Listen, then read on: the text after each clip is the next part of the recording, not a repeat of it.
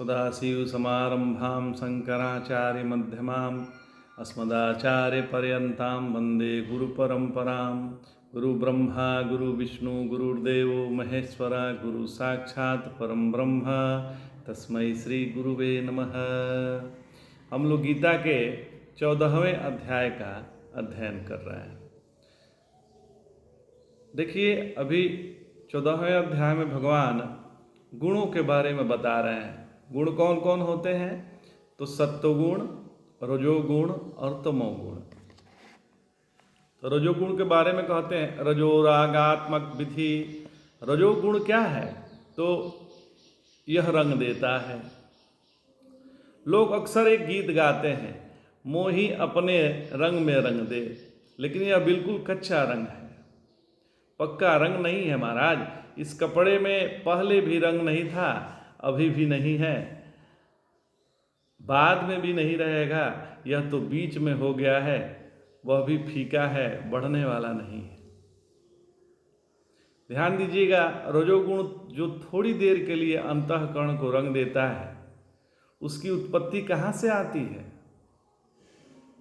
तृष्णा और आसंग से।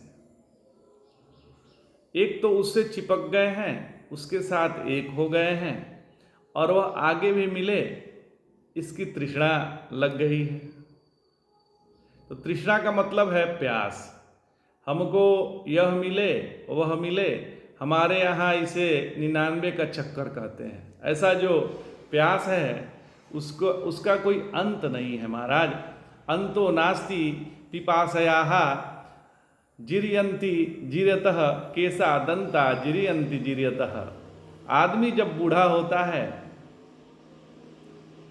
तब उसके बाल सफ़ेद हो जाते हैं, दांत टूट जाते हैं, लेकिन उसकी तृष्णा का तरुणायते।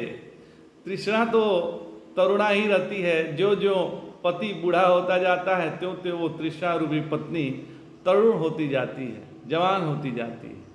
और वृद्ध से इसको संतोष नहीं होता है। इन्हीं में से यह रंग निकलता है। तो तन्निबध्नाति कौन्तेय, भगवान कहते हैं कि कुंती पुत्र अर्जुन रजोगुण बांधता है। कैसे बांधता है महाराज?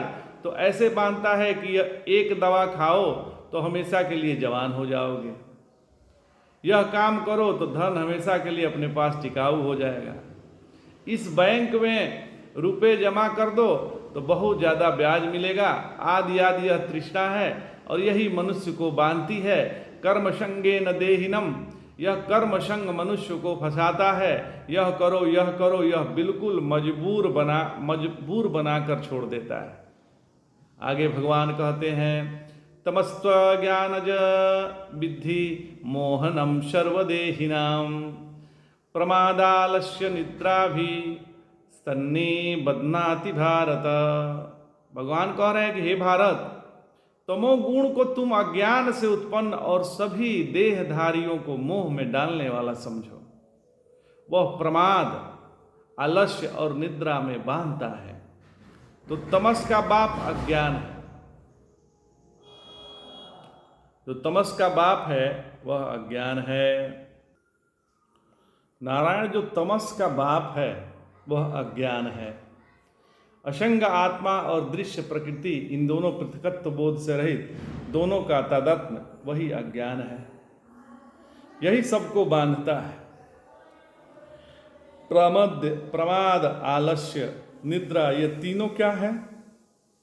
तो श्री गुरुदेव भगवान कहते हैं कि मर्बाद ही मृत्यु है। न वे मृत्युन व्याघ्र वदवाप्ति जंतुना। मौत बाघ के समान बन करके नहीं आती है और न किसी को खाती है। तो क्या खाती है? प्रमादम वे मृत्युमहम ब्रवीमि। हमारे जीवन में जो प्रमाद है वही मृत्यु है। ध्यान दीजिएगा, प्रमाता और प्रमेय का स्फुरण सर्वत्र हो रहा है, लेकिन उसको कोई वस्तु रूप मानकर मोहित हो जाते हैं और कोई उसको स्फुरण मात्र मानकर मौज करते हैं। स्फुरण तो सामान्य है। चरवाक, जैन, बौद्ध, न्याय, वैशेषिक, सांख्य, योग, पूर्व मीमांसा, उत्तर मीमांसा, द्वैत, अद्वैत, विशिष्ट द्वैत, इन सब की दृष्टि से यह संसार स्फुरण हो रहा है, मालूम पड़ रहा है। इसमें किसी का मतभेद नहीं है महाराज, लेकिन जिनके लिए संसार सत्य है वो उसमें बंध जाते हैं, और जिनके लिए यह सत्य नहीं है वह इस संसार रूपी विभिन्न रूपता में आबद्ध नहीं होते, इसमें फंसते नहीं हैं। अच्छा, आलस्य क्या है?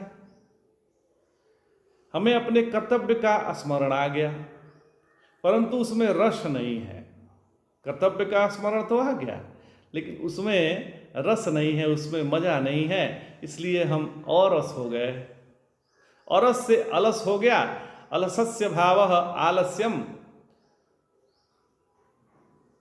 तो हम अपने आनंद को बिखेरते हुए नहीं चलते हैं। जहाँ रस का निर्माण हो रहा है, रसोल्लास हो रहा है, रस की रश्मियाँ विकर्ण हो रही है, वहाँ जिसको हम छू देते हैं उसका नाम आनंद है, जिसको हम देख लेते हैं उसका नाम सौंदर्य है, जिसको हम अपना प्यार देते हैं उसका नाम माधुर्य है, जिसको हम कान से सुनते हैं उसका नाम संगीत है।